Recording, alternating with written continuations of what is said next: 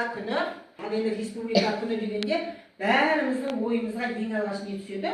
Отанымыз түседі. Ал енді бала біз республика күнінде сонымен қатар біздің тәуелсіздік алғанымызды, осы күні ең бірінші жаңағы заң қабылданған, осыны біз тәуелсіздік аламыз деп республика күнін мақтан тұтамыз.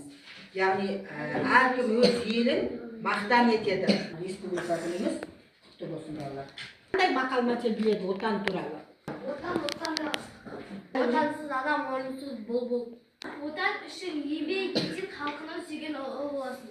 Елін сүйген жауынгер ер болады бауыржан момышұлы. Ал енді балалар, Қазақстан Республикасының күніне арналған тәуелсіздігімізді, ұлттық бірлігімізді атап өтетін ерекше сәт екен республика күні.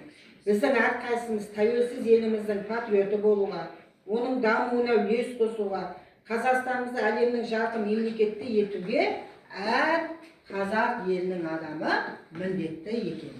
Тәуелсіздік тәні артсын елімде. Тәуелсіздік бізге оңай келген жоқ. Ол қыздарым оны қолдан берген жоқ. Отан үшін құрбан болған босақтар, ел есінде қалды мәңгі өлген жер. Әрқашанда тыныш болсын түніміз, шуақтасын ашық аспан күніміз. Кеше ғана азаттықты аңсаған, бүгін міне ірі елдердің біріміз.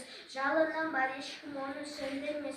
Ол әлемде қазақ жерін кім білмес. Қонақ жайлы азат еді көп ұлтты, Қазақстан еліне ешкім тең келмес. Сізді қазағыма оңайлық деп білді ме? Біздер үшін боздақтарын қадым төгіп өлді ме? Кетті олар келмейді мына жары өмірге, бәлкім олар қазағымның болашағын білді ме? Тәуелсіздік халқымыздың биік мақсаты, бабалардың аңсап күткен қымбат арманы. Сол арманға жетіп мақтанамын бүгіннен, баласымын тәуелсіз қазақ деген халықтың. Отан сенің ата-анаң, отан досың бауырың, отан үлкен астана, отан ауылдан ауыл.